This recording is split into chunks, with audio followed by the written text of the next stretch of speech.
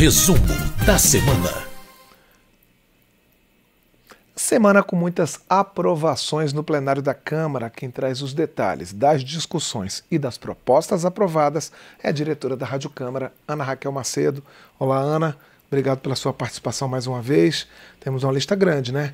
Pois é, tudo bom, Claudinho? Tudo bom. Essa lista é bem grande, uma semana com muitas votações. Pois é, vamos começar para uma votação de pedidos de urgência para projetos que fazem parte do pacote de gastos do governo, né? Eles falam sobre créditos tributários e sobre salário mínimo também, é isso? É isso, Claudinho. Até no último resumo da semana, quem acompanha a gente aqui a cada episódio ou ao vivo, eu comentei que esse assunto, né, todas essas regras que o governo está propondo para cortar gastos, que esse assunto pautaria as discussões aqui, tanto na Câmara quanto no Senado, nessa reta final de trabalhos do Congresso até o recesso parlamentar. E é isso mesmo, Claudinho. O que aconteceu essa semana? Os deputados deram aí um primeiro passo nessa negociação de aprovação dessas propostas do governo, que foi a aprovação em plenário das urgências para 2 desses projetos do pacote de redução de gastos. Um desses projetos, ele prevê limites para o uso de créditos tributários e também para concessão de benefícios fiscais, e o outro, aí é mais polêmico, Claudinho, é o projeto que ele altera regras do salário mínimo, do benefício de prestação continuada, do Fundo Constitucional do Distrito Federal. E aí, apesar dessa urgência aprovada, o governo vai ter aí que gastar muita saliva, muita negociação para conseguir aprovar essas propostas até o recesso parlamentar. É uma necessidade para que o governo possa ajustar suas contas, inclusive as regras de limites de gastos fiscais, as regras do novo arcabouço fiscal. O presidente da Câmara, Arthur Lira, ele até deu entrevistas, participou de eventos nessa semana e disse que a Câmara e também o Senado vão estar ali dispostos a negociar, a votar essas propostas de redução de gastos pelo governo, mas o presidente Arthur Lira já sinalizou que o governo vai ter que realmente negociar muito, que tem questões ali, como eu disse, relacionadas a salário mínimo, a benefício de prestação continuada e alguns benefícios sociais que o governo está propondo regras um pouco mais rígidas, uma fiscalização maior em relação à concessão desses benefícios, e isso, inclusive, partidos e parlamentares da base governista já têm se colocado contra.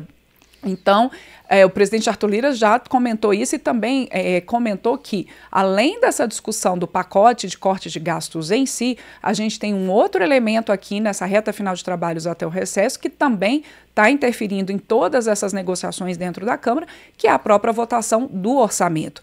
O Supremo Tribunal Federal colocou ali mais algumas regras em relação ao pagamento de emendas parlamentares ao orçamento. Isso tem gerado ali uma certa divergência em relação aos parlamentares, a gente lembrando que tem uma lei que trata dessa questão das emendas parlamentares, inclusive votada pela Câmara, o Senado, sancionada pelo presidente Lula, e uma lei que foi votada exatamente por uma exigência de uma decisão do Supremo Tribunal Federal, mas ainda está em negociação tudo isso, então esse grande caldo aí até o recesso parlamentar, a gente vê que é muita negociação. Só rapidamente, Claudinha, quando aprova uma urgência no plenário, por exemplo, no caso dessas propostas relacionadas ao pacote de gastos, elas podem ser votadas diretamente pelo plenário, sem passar pelas comissões temáticas. Além desses 2 projetos, com urgência aprovada, o governo ainda precisa que o Congresso se debruce sobre uma proposta de emenda à Constituição, que também trata aí de regras relacionadas ao pacote de corte de gastos. A ideia é que essa proposta de emenda à Constituição, essa proposta, ela possa ser incorporada, o texto dela possa ser incorporado a uma outra PEC, como a gente diz aqui na sigla, né, no Congresso, que trate de assuntos semelhantes, para que também essa PEC, essa proposta de emenda à Constituição, possa ser votada diretamente pelo plenário da Câmara. A gente certamente vai acompanhar esse assunto nas próximas 2 semanas até o recesso parlamentar. Pois é, uma corrida contra o tempo, porque tem o recesso, né? A gente também teve um esforço concentrado, né, de aprovação de propostas ligadas a combate à violência contra a mulher, que já é uma coisa costumeira nessa época aqui na Câmara, né? Isso, exatamente. A gente está dentro do período dos 21 dias de ativismo pelo fim da violência contra a mulher. Aqui no Brasil, esses 21 dias, eles começam no dia 20 de novembro, que é o Dia da Consciência Negra, e termina, então, no dia 10 de dezembro, que é o Dia Internacional dos Direitos Humanos. Então, dentro desse período, como você mesmo colocou, Claudinho, tradicionalmente, os deputados e deputadas, principalmente a bancada feminina elege alguns projetos considerados prioritários para votação, exatamente para marcar essa data e marcar o combate à violência contra a mulher. Então foram aprovadas ao todo, ao longo da semana, 13 propostas. Uma delas foi aprovada na terça-feira, que ela trata ali de regras para tornar prioritário o atendimento no Bolsa Família de mulheres que tenham sido resgatadas de condições de escravidão ou análogas à escravidão. E durante a discussão dessa proposta no plenário, muitos deputados, muitas deputadas lembraram que há um histórico de resgate de mulheres em trabalho análogo à escravidão no ambiente doméstico, empregadas domésticas. A maioria dos trabalhadores domésticos é de mulheres, 90% das trabalhadoras são mulheres, né, dos trabalhadores domésticos são mulheres.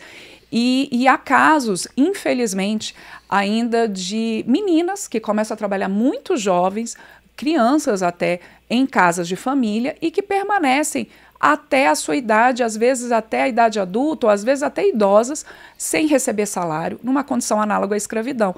E aí, quando há esse resgate, essa proposta aprovada pelos deputados, pelas deputadas, e que ainda vai ao Senado Federal, prevê que você possa dar prioridade à concessão do Bolsa Família a essas mulheres e que também sejam aumentadas as parcelas do seguro-desemprego. Hoje, quando há esse resgate, há um pagamento de 3 parcelas do seguro-desemprego a essas mulheres, e a ideia agora é que passem a ser 6 parcelas do seguro-desemprego. Além dessa proposta, foram aprovadas outras 12, Claudinho, e aí num esforço concentrado realmente, a bancada feminina fez ali aquele esforço na quinta-feira, que normalmente é um dia dedicado a projetos consensuais, a votação de projetos consensuais na Câmara. Então, nessa quinta-feira, foram aprovadas 12 propostas num único dia, todas elas selecionadas pela bancada feminina, nesse intuito de combate à violência contra a mulher. Parte dessas propostas, inclusive, apresentada por homens, porque dentro dessa campanha dos 21 dias de ativismo pelo fim da violência contra a mulher, você tem também a campanha Eles por Elas, que é exatamente homens se colocando nesse papel também na luta pelo fim da violência contra a mulher e mostrando ali a importância de toda a sociedade estar engajada em relação a esse tema, porque, infelizmente, a gente ainda tem muitos casos de feminicídio, de violência contra a mulher. Eu vou citar aqui, Claudinho, brevemente essas 12 propostas, foram muitas, e aí eu convido quem está acompanhando a gente nesse resumo da semana a entrar na página câmara.leg.br e acompanhar ali o detalhamento de cada uma delas. A Agência Câmara fez um trabalho ali detalhando cada uma delas, porque realmente são muitas para a gente poder detalhar aqui no resumo da semana. Mas vamos lá, eu acho importante citar todas elas, exatamente para a gente ver como trata ali de aspectos muito diversos. Temas variados. Temas variados. Então, vamos lá. A gente teve um projeto que é para que a vítima ela seja informada em caso de fuga ou concessão de liberdade do agressor. Então, ela imediatamente fugiu ali o agressor, ela saber que ele está fora, ou ele não está na cadeia, ou ele foi libertado, porque ela precisa ter essa noção. Também um projeto que trata da presunção absoluta de vulnerabilidade da vítima do crime de estupro de vulnerável. O estupro de vulnerável é considerado ali para aquelas meninas ali abaixo, meninas e meninos, né, abaixo dos 14 anos.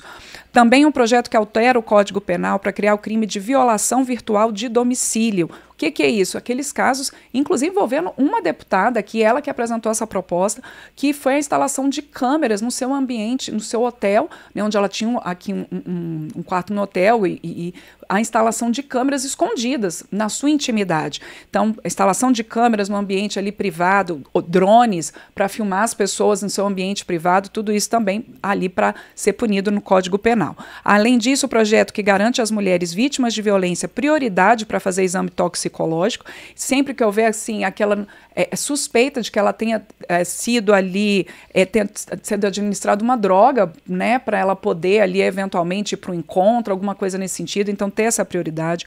Um outro projeto para conceder guarda provisória dos filhos à mãe vítima de violência doméstica ou familiar. Mais um que trata, que institui medidas de acolhimento, proteção e preservação da intimidade da vítima de crimes contra a dignidade sexual, então ela ter a sua intimidade e a sua identidade preservadas. Um projeto que institui um programa no Sistema Único de Saúde para garantir a reparação dentária de mulheres que são vítimas de violência familiar, que tenham sofrido agressões. Uma outra proposta para disponibilizar um aplicativo nos celulares para atendimento de vítimas de violência. Também uma proposta para ter um crime, né, de violência processual de gênero. O que é isso? Aquela mulher que, para que ela chegue ali na instância judicial, ela não ser humilhada, ela não ser exposta. Revitimizada, né? Ter a sua exposição pública, falar, mas você sofreu tal coisa, porque também olha como é que você anda. Esse tipo de situação e de humilhação para que isso não aconteça. Também uma proposta que cria o programa Voo para a Liberdade, com ações para proibir o tráfico de pessoas em aeroportos e aeronaves. Um outro projeto para que recursos do Fundo Nacional de Segurança Pública e do Fundo Penitenciário Nacional possam ser direcionados a ações de prevenção e enfrentamento da violência contra a mulher e, por fim, também um projeto que estabelece diretrizes gerais para o combate à violência contra a mulher no ambiente universitário. Quer dizer, todo ali uma grande gama de propostas aprovadas, indicadas pela bancada feminina dentro desses 21 dias de ativismo pelo fim da violência contra a mulher. Todas essas propostas ainda vão ao Senado. Ana, tivemos também outras propostas aprovadas, né? Eu destaco uma em relação às vítimas do Zika vírus, porque eu vi essa semana aqui no Congresso muita mobilização, famílias com crianças e adolescentes que foram vítimas do Zika vírus, em cadeiras de rodas, que sofreram as consequências, né, dessa enfermidade, e aí é uma aprovação de uma pensão permanente e também de, enfim, auxílio para essas pessoas, para essas famílias, né? Porque os gastos são muito grandes nesse tratamento. Muito grandes. A gente passou por essa epidemia do Zika vírus, especialmente no Nordeste, há alguns anos, e que motivou o nascimento de uma série de crianças com microcefalia, e como você disse, isso gera uma série de consequências para as famílias e de atendimento a essas crianças que nasceram com microcefalia e que para o resto da vida elas vão precisar de uma assistência, as suas famílias vão precisar de uma assistência. Então, essa proposta ela já tinha sido votada pelos senadores também e agora teve a votação concluída pelos deputados para justamente prever uma indenização por dano moral, uma indenização de R$50 mil, né, a essas famílias, e também essa pensão mensal e vitalícia, quer dizer, até o resto da vida, equivalente ao teto do regime geral da Previdência Social, que hoje está em pouco mais de R$7.780. Então, essa proposta já vai para a sanção presidencial. E aí, os deputados aprovaram, Claudinho, uma série de outros projetos ainda nessa semana, além das mulheres, do Zika vírus, que foi um que trata do cadastro positivo para assegurar aos correntistas a portabilidade salarial automática, também o débito automático entre instituições, tudo isso para dar mais transparência no sistema financeiro e facilitar ali para o consumidor, para o correntista, e que dentro desse universo com mais transparência, que haja a possibilidade de juros mais baixos para os tomadores, né, de empréstimos e dentro ali dos bancos também as taxas. Então, esse projeto ainda vai ao Senado. Também foi aprovado um acordo entre o Brasil e a China para a fabricação e lançamento de satélites. Tem previsão de um lançamento de satélite, o CBRS-6, em 2028. E a ideia desse acordo entre o Brasil e a China é que tanto o Brasil quanto a China estejam juntos na fabricação desse satélite e lançamento dele. Isso seria na China. Houve algumas críticas ali em plenário se o Brasil deveria ou não destinar recursos para o desenvolvimento de um satélite na China, mas a maioria dos deputados entendeu que sim, que isso não é só para a China, isso também envolve o Brasil, e o envolvimento do Brasil no desenvolvimento de tecnologia, essa tecnologia de lançamento e fabricação de satélites.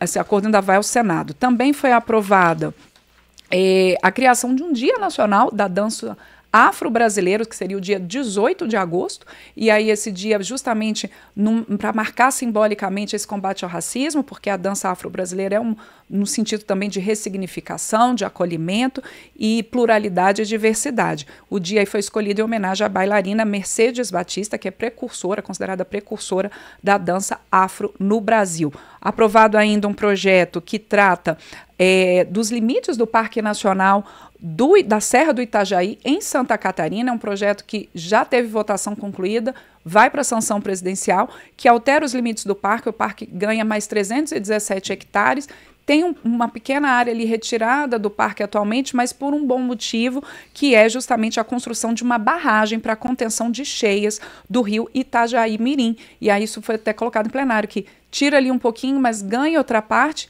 do parque, ganha mais hectares e também permite a contenção ali de cheias no rio Itajaí-Mirim. Esse projeto aí do Parque Nacional do Itajaí, como eu disse, vai à sanção.